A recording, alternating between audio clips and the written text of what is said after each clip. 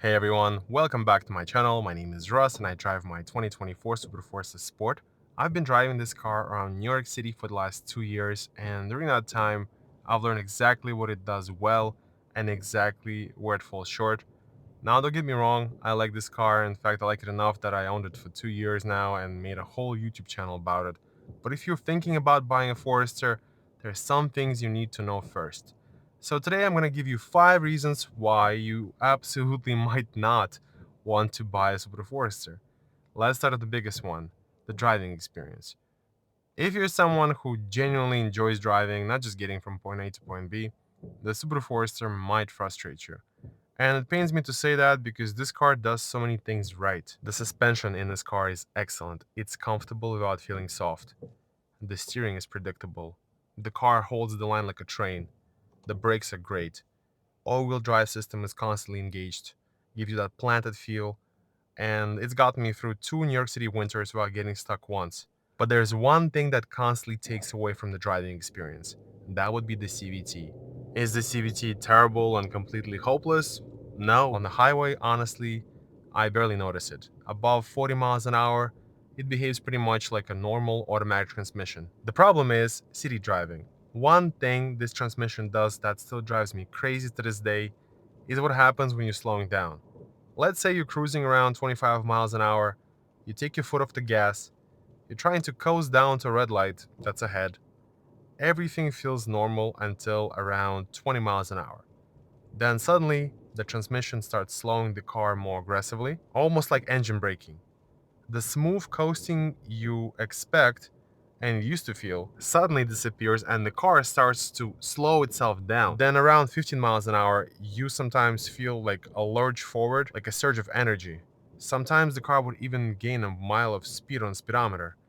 So it feels like almost like somebody lightly bumped the back of your car. The first time it happens, it's incredibly weird because your mind expects you to slow down, not play these games where the car is coasting smoothly, then slowing down super aggressively, then has this like surge forward. It just feels weird. And apparently it's related to the torque converter unlocking. Yeah, it just doesn't feel natural. And I never got used to this, even after 2 years. The second thing I don't like about the CVT has to do with the stop and go traffic, which is pretty much all the traffic here in Brooklyn. When traffic starts moving and you're trying to accelerate very gently because there's a car in front of you, and you never really go higher than 15 miles an hour, when you go from that 0 to 15 miles an hour, the car can occasionally feel jumpy. Not broken, not dangerous, just feels weird, like it's trying to simulate shifts that don't really exist. And what's super annoying is that all these problems I just described, sometimes they don't happen for 200, 300 miles and the car is completely smooth and normal. And then I go an entire week of having these issues happen every single day I drive. So this unpredictability becomes almost worse than the problem itself because you just never know when this car is going to be fine or when it's going to ruin your day the moment you get in and start driving. But here's the thing, if you don't care about driving feel and driving experience, none of what I said matters. The car is fine, CVT is fine, it's going to get you from point A to point B. Most people won't even notice, won't even care.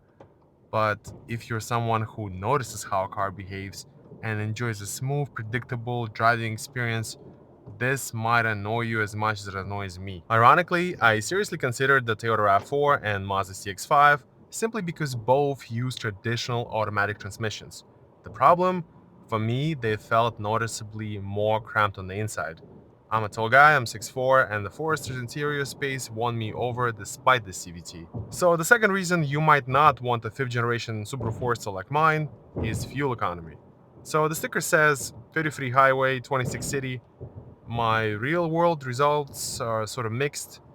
The highway number is actually fantastic. I get like 36 mpg on a highway all day long without even trying or ever trying. The city though is a completely different story.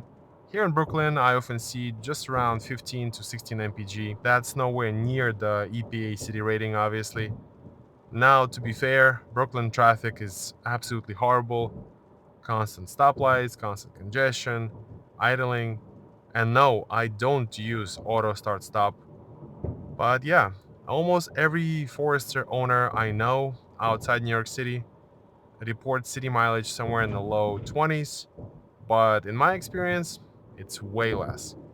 So if most of your driving looks like mine, short trips, heavy traffic, crowded city, don't expect miracles. Obviously, the brand new 6th generation Subaru Forester hybrid should help with city MPG, but when I bought my car in 2024, that obviously was not an option because it didn't exist yet. The third reason you might not want a Forester is cargo space.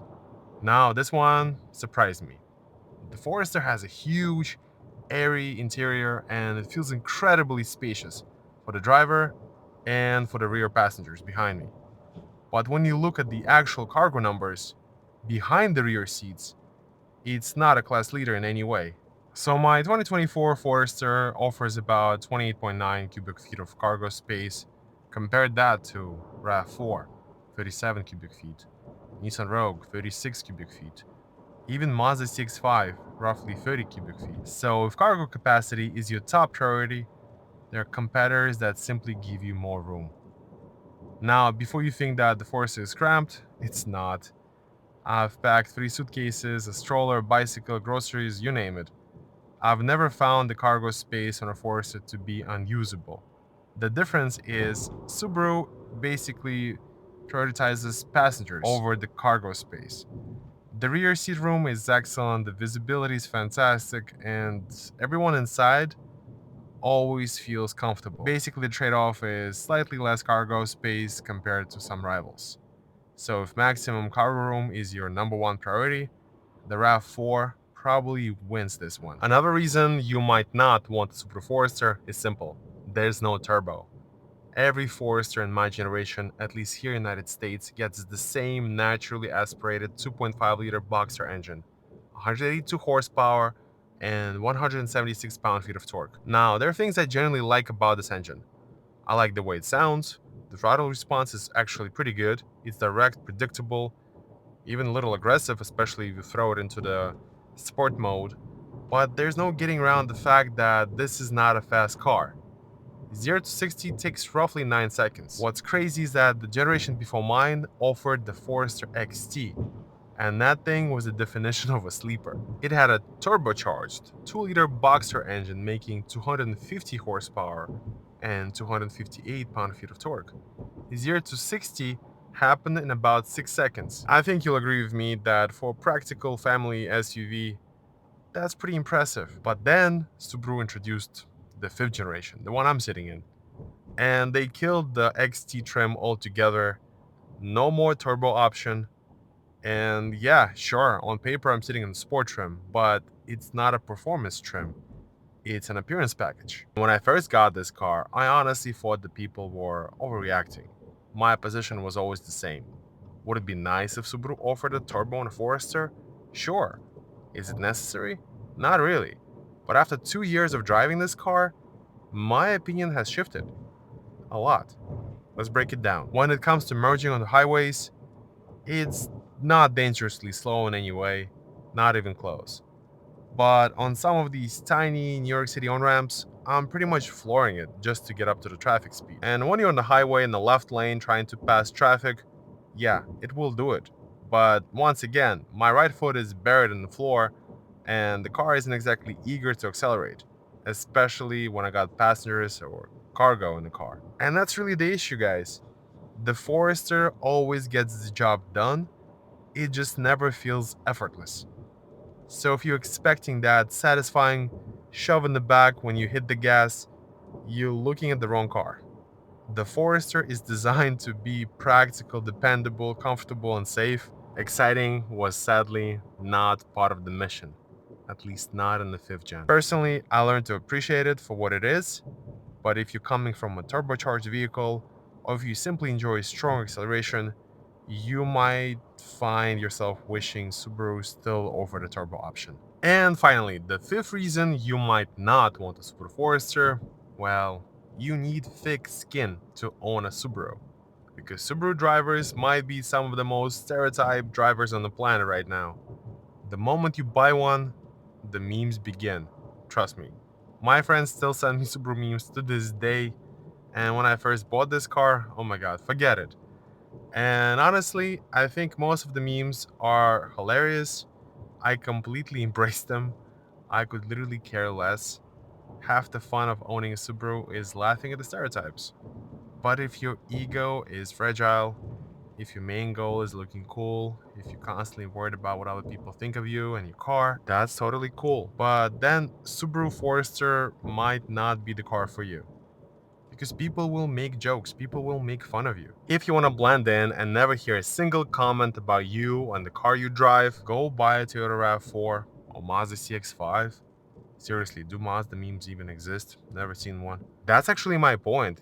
Nobody cares if you drive those cars. Those cars just quietly blend into the crowd, but Subaru Forester and Subaru in general, it just doesn't. Not because it's flashy, not because it's expensive, but because Subaru has somehow created an entire culture around its vehicles, and that culture comes with stereotypes. So if you're the kind of person who needs approval from strangers, this probably isn't the car for you.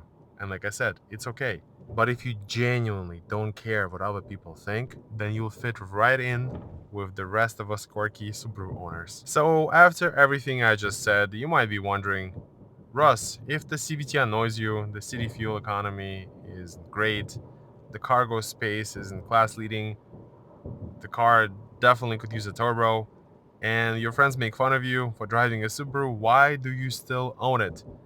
And honestly, that's a fair question, because despite all of those flaws, the Subaru Forester still does so many things right. It's comfortable, incredibly practical, visibility is amazing, all-wheel drive system is excellent. Like I said, it's roomy, easy to drive, easy to park, and after 2 years of ownership, it's been completely reliable. No car is perfect, obviously. Every car is a collection of compromises, and the question is whether the compromises bother you more than the strengths impress you. For me, the strengths still win, but that's just my experience. So now I want to hear from you. If you own a Subaru Forester, what's your biggest complaint? And if you're thinking about buying one, what's holding you back? So yeah, let me know in the comments. And if you enjoyed the video, give it a thumbs up, subscribe if you're new, and I'll see you guys in the next one. Take care.